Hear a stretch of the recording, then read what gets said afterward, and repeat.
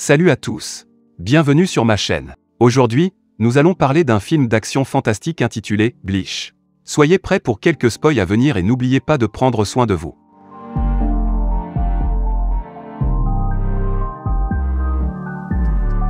Quelque part dans la campagne japonaise, Ichigo rentre chez lui avec sa mère un jour de pluie. Le garçon voit une jeune fille en robe blanche debout au bord de la rivière et se demande pourquoi elle est là toute seule. Ichigo court pour offrir de l'aide à la fille, tandis que la mère du garçon le poursuit de près, lui disant d'arrêter. Soudain, la fille se retourne et fait s'évanouir Ichigo. Lorsque le garçon se réveille, sa mère est mortellement blessée après avoir tenté de le protéger de la fille, qui s'avère être un esprit vengeur. De nombreuses années plus tard, Ichigo est devenu un jeune homme et il est maintenant habitué à la capacité de voir les esprits où qu'il aille, essayant même de les aider chaque fois qu'il le peut. Il rentre chez lui ce soir-là après l'école et remarque une femme étrange qui se tient également dans la pièce.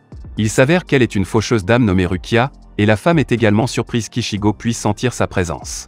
Leur conversation est interrompue lorsque le faucheur d'âme sent une présence maléfique à proximité, obligeant Ichigo à courir en bas vers sa famille, seulement pour voir sa sœur se cacher dans un coin après avoir entendu une voix effrayante. Soudain, une explosion brise les murs et une main géante s'empare de la fille, l'emportant juste devant le personnage principal. Ichigo se précipite dehors immédiatement pour sauver sa sœur, seulement pour voir un grand monstre se tenir devant lui. L'homme est assommé comme si de rien n'était, tandis que Rukia charge et taillade la créature, la forçant à laisser tomber la fille sur Ichigo. La femme explique que le monstre est un esprit maléfique connu sous le nom de Creux, et qu'il a été attiré par les pouvoirs spirituels exceptionnellement élevés d'Ichigo. Avant qu'il ne puisse finir de parler, la créature attaque Rukia en lançant sa tête, tandis qu'elle bloque le monstre et le repousse à peine dans le temps. Elle essaie de lancer ses propres attaques, mais est rapidement capturée par le Creux car il charge une grande quantité d'énergie dans sa bouche. Heureusement, Rukia est capable de se libérer en utilisant ses sorts et frappe le monstre volant dans les airs, alors qu'elle tombe sur une voiture. Ichigo court vers la faucheuse d'âme et se rend compte qu'elle est gravement blessée lors du combat précédent. Rukia dit à l'homme qu'elle doit transférer ses pouvoirs de dieu de la mort à Ichigo en le poignardant, afin qu'il puisse combattre le monstre et sauver leurs âmes. Voyant que la créature s'est remise si rapidement de l'attaque, l'homme n'a d'autre choix que d'accepter son offre alors qu'elle le poignarde à l'aide de son épée. Le Creux charge en avant pour attaquer, mais une ombre tranche le monstre et atterrit juste derrière le géant. Il s'avère qu'Ichigo a réussi à acquérir les pouvoirs d'un faucheur d'âme, en coupant le bras de l'esprit d'un seul coup. Le monstre charge furieusement, mais Ichigo est capable de couper le Creux en plein milieu, divisant la créature en deux alors qu'elle disparaît du monde humain. Ichigo se réveille le lendemain, pensant que tout cela n'était qu'un rêve, mais est rapidement ramené à la réalité après avoir vu un grand trou sur les murs. Étonnamment, sa famille semble avoir perdu tous ses souvenirs de la nuit précédente, et pense que c'est un camion qui est entré par effraction. L'homme va à l'école comme d'habitude, mais après avoir vu ses amis dans la classe, il est choqué de voir Rukia entrer. Aussi, prétendant être un nouvel étudiant. La fille attrape Ichigo tout de suite et lui dit de ne pas dire un mot, menaçant de le tuer s'il le fait. Rukia explique qu'elle ne peut pas retourner dans sa dimension connue sous le nom de Société des âmes, car elle a accidentellement donné tous ses pouvoirs à Ichigo. Elle doit les récupérer tout de suite, sinon elle ne pourra pas lutter contre les Creux et sera piégée ici pour toujours. Rukia met un gant spécial et charge vers Ichigo, poussant son âme hors de son corps. Elle attrape l'épée géante de l'homme et lui dit de la poignarder dans son corps, afin qu'il puisse à nouveau libérer tous ses pouvoirs en elle. Malheureusement, le rituel n'a pas fonctionné car le niveau d'énergie d'Ichigo est apparemment très impuissant en ce moment.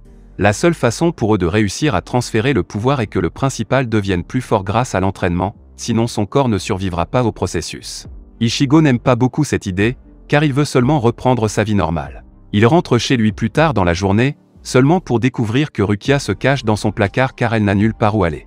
Ichigo lui dit de sortir tout de suite, mais elle refuse, disant à l'homme d'accepter son sort. Leur dispute est interrompue par le père d'Ichigo, qui fait irruption après avoir entendu la voix d'une femme. Il repousse le fils et ouvre les portes du placard, seulement pour voir qu'il est vide à l'intérieur. Le père dit à Ichigo de ne ramener aucune fille à la maison et l'avertit de la pension alimentaire qu'il devra payer, parlant de la propre expérience de l'homme après avoir eu tant d'enfants.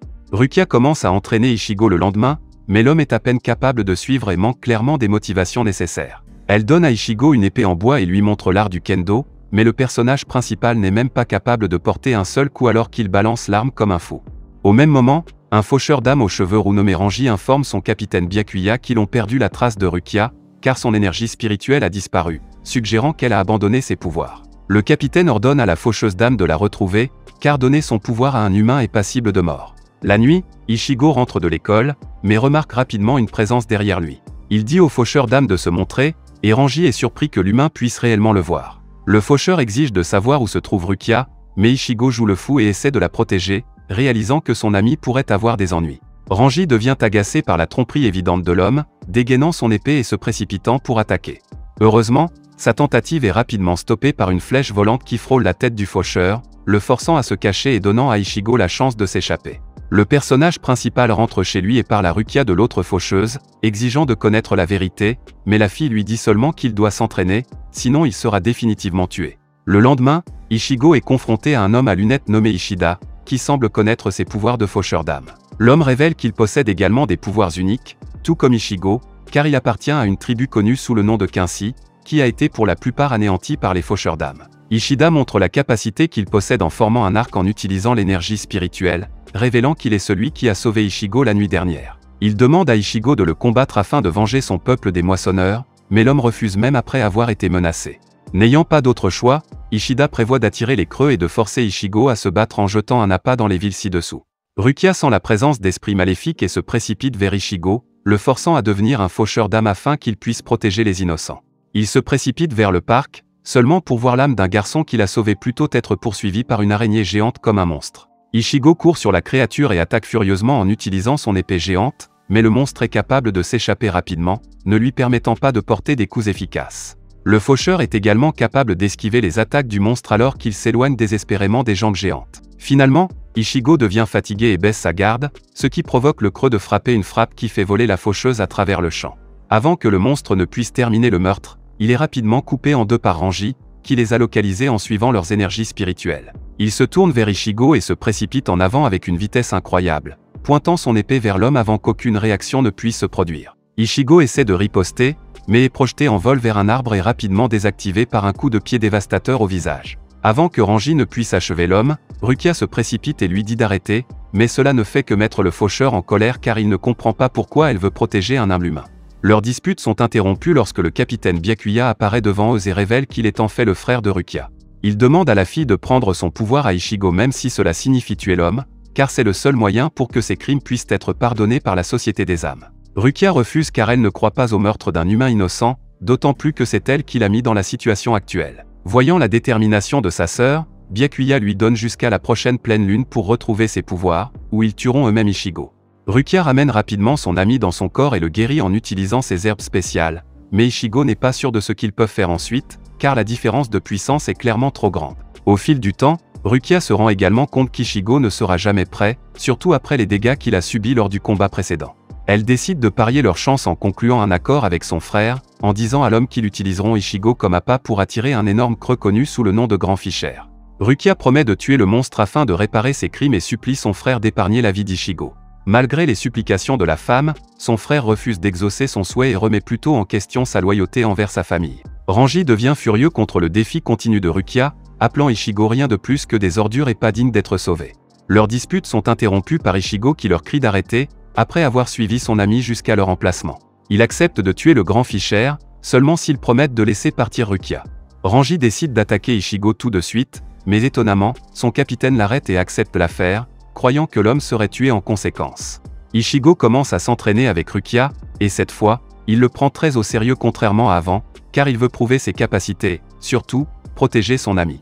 L'homme est capable de s'améliorer considérablement en peu de temps, apprenant même à contrôler sa pression spirituelle et à l'utiliser comme une arme. Il commence à chercher le grand pêcheur, car le monstre aurait dû capter l'augmentation d'énergie spirituelle d'Ichigo. Les deux suivent les pistes et arrivent pour voir un monstre géant qui se transforme finalement en la petite fille qui a tué la mère d'Ichigo, ce qui implique qu'ils sont la même créature. Ichigo se transforme en un faucheur d'âme et charge au creux, coupant furieusement ses tentacules à l'aide de son épée. Il bondit en avant et poignarde le monstre en plein centre, mais s'aperçoit bientôt que c'est sa mère qui a subi les dégâts de l'attaque, alors que la femme apparaît devant lui. La culpabilité intérieure de l'homme devient l'illusion créée par le monstre, et il échappe de justesse à l'attaque grâce à Rukia. Le creux se transforme finalement en sa vraie forme qui ressemble à une bête géante, incitant Ichigo à charger avec colère, essayant de venger sa mère. Les deux arrivent à l'intérieur de la ville, et le monstre cause d'énormes dégâts alors qu'il poursuit le faucheur d'âme, détruisant tout sur place. La créature s'écrase sur les bâtiments et jette les gens autour, ravageant toute la ville alors qu'elle tente de dévorer Ichigo. Le faucheur d'âme essaie désespérément d'éviter le monstre, mais ses tentacules sont difficiles à échapper, forçant Ichigo à se défendre constamment pour sa vie. Le creux est finalement capable de saisir l'homme à l'aide de ses griffes, essayant d'écraser la faucheuse sous son poids énorme, mais Ichigo refuse d'abandonner le combat. Soudain, une flèche est tirée sur le monstre et l'éloigne de l'homme, révélant qu'Ishida est également là pour aider. Le Quincy esquive les attaques de la créature et tire de nombreuses flèches, mais le creux est capable de les dévier facilement. Alors qu'il est distrait, Ichigo charge le monstre et court en dessous, coupant la créature par le bas. Cependant, cela semble avoir seulement irrité l'esprit maléfique alors qu'il crie furieusement vers le ciel, provoquant la formation d'une tornade géante. Il les frappe tous les deux, forçant Ichigo à se cacher dans un bus pour éviter les attaques. Le monstre suit l'homme et attaque le faucheur de l'extérieur, s'agrippant finalement à Ichigo et soulevant tout le bus en même temps.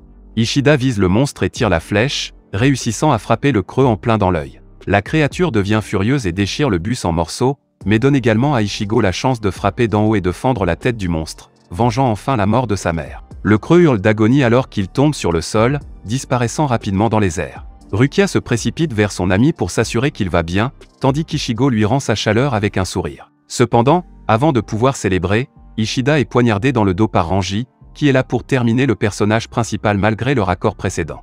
Byakuya donne à la fille une dernière chance de se racheter et lui ordonne de tuer Ichigo, déclarant que les moissonneurs d'âmes ne devraient jamais se lier d'amitié avec un humain. Peu importe combien son frère essaie de la convaincre, Rukia n'est pas en mesure d'abandonner son ami, ce qui oblige le capitaine à ordonner à Ranji de les exterminer tous les deux.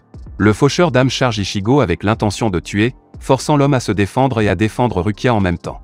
Les attaques de Ranji sont trop rapides et vicieuses pour qu'Ichigo puisse repousser continuellement, l'envoyant finalement s'écraser vers les voitures, mais contrairement à avant, il est enfin capable de voir les mouvements de la faucheuse, rendant la victoire désormais possible. Ichigo charge vers l'ennemi et il continue d'échanger un barrage de frappes, mais l'homme est rapidement contraint de se défendre, ne pouvant contrer aucune des attaques.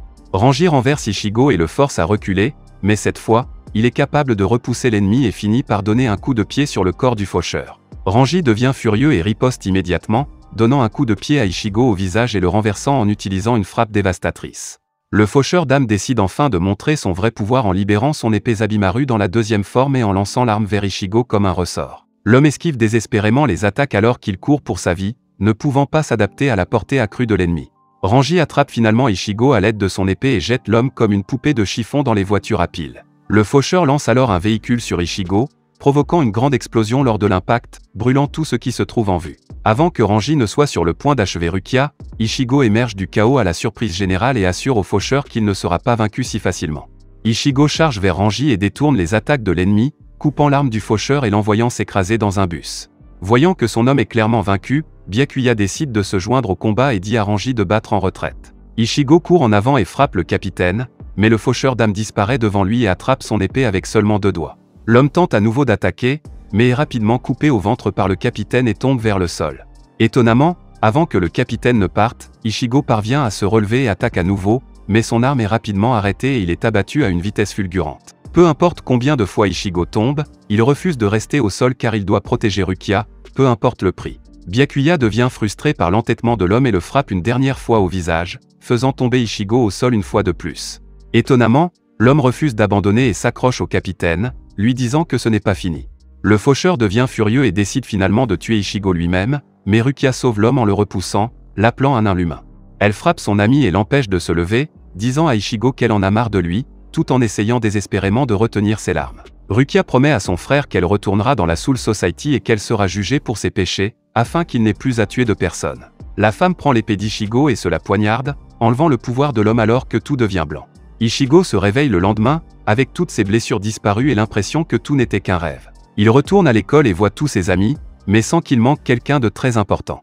Il ouvre le manuel à l'intérieur du bureau et voit les écrits de Rukia, le faisant à nouveau sourire. Alors, que pensez-vous de ce film? Faites-le moi savoir dans les commentaires ci-dessous. Et si vous aimez ma vidéo, s'il vous plaît appuyez sur j'aime et abonnez-vous pour plus. Je vous verrai la prochaine fois.